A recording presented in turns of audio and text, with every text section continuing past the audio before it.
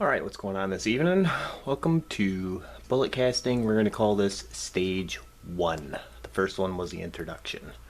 So, I thought that it might be, you guys might be curious where I'm going with this, and I thought I would put the videos in a timeline and kind of talk to you about them a little bit. This is where we're going. In this video, we're going to do this, and we're going to talk about talking lead sources. And then the next video will be, and this is all in order, you know, start to finish. The next video I thought would be a good one would be bullet molds and the tools you will need for forecasting. I thought that would be important. The next one, this is going to be an important video, and this is going to be a good video this is an important video, especially if a certain one of your friends, let's say Buffalo, just bought a new 44 Magnum rifle, and the 44 Magnum rifles have a different bullet diameter. They take a different bullet diameter than a 44 Magnum pistol, and that's important. So you want to make sure, and we'll show you how to do that. Next is we're going to be talking about getting your lead and making ingots.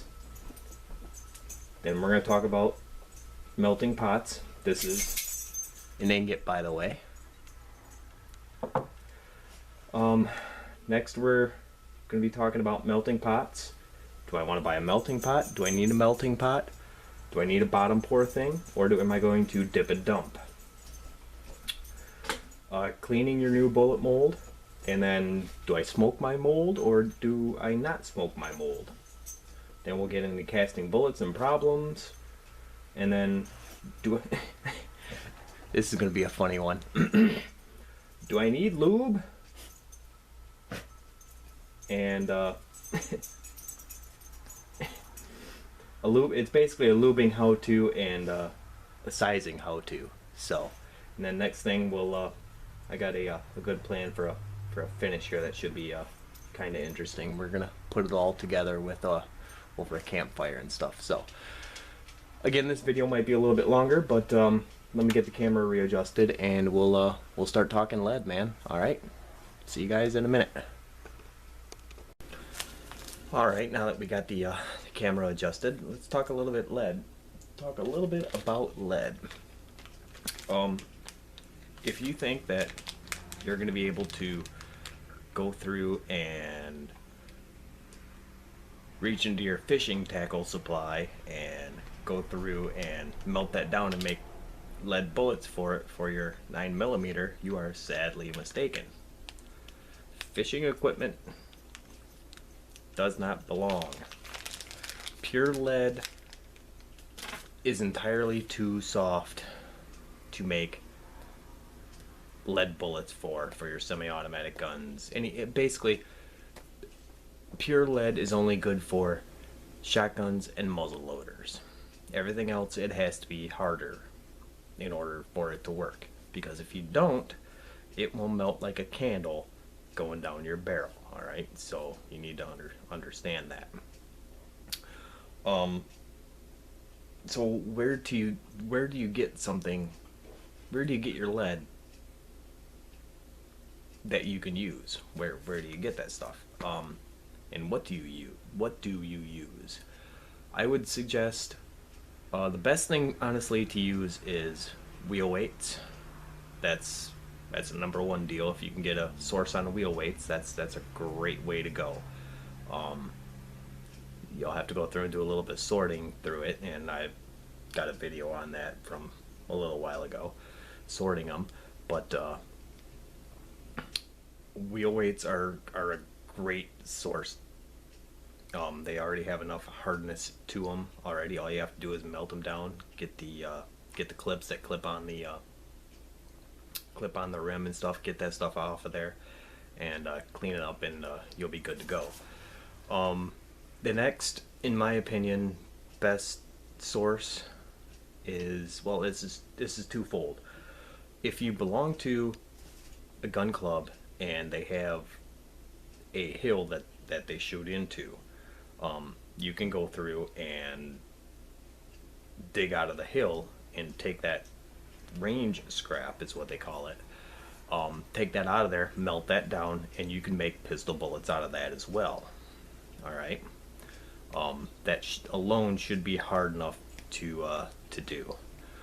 The next thing after that would be probably scrap yards. Call your local scrap yards and ask them if they sell scrap back, because some of them, like your mom and pop, not your big, maybe, I don't know, just call your scrap yards and ask them if they will sell you lead back. That would be your next best source, and that way you can get your wheel weights that you're looking for, and you can go from there, and while you're there, go look for empty brass too, because you can find brass there. Next option is, and it's going to require a lot of legwork, is, especially if you live in a very gun friendly community, chances are there's already been a lot of people that have done this, but do some legwork and go to your mom and pop tire shops. They may be able to give you their wheel weights. Maybe you may be able to buy them from them. But that's another good source, but that's going to require a lot of legwork. You'll quickly find out whether or not you have a good gun community or not. If you're going to do that, I suggest that you say you're either making, if somebody asks what are you using it for, I would either say you're making lead fishing equipment, or you're making target bullets. I would not suggest that you just go out and say, hey, what are you using these for? Well, I'm making bullets. You'll get a lot of funny looks like that, and somebody who might be willing to sell them to you, they might not be willing to sell it to you if you just come out and say, hey, I'm making bullets. So just little tidbit of information there.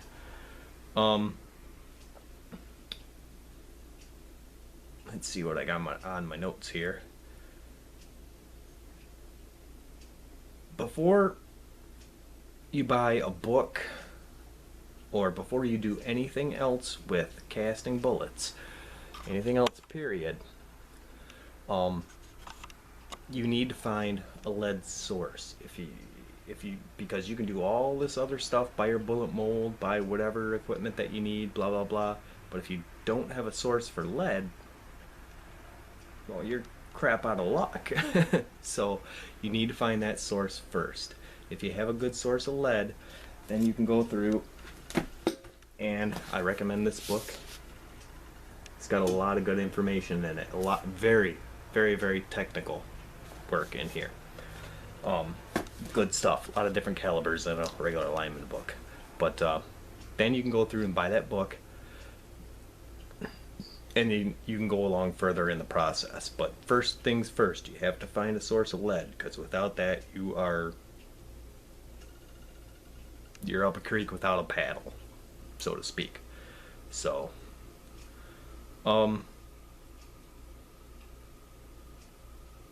I think that's all I got for that as far as talking lead. I guess another source is maybe plumbing solder. I had a buddy of mine who was going through his journeyman's degree or whatever for his plumbing, and he had some 60/40 plumbing solder.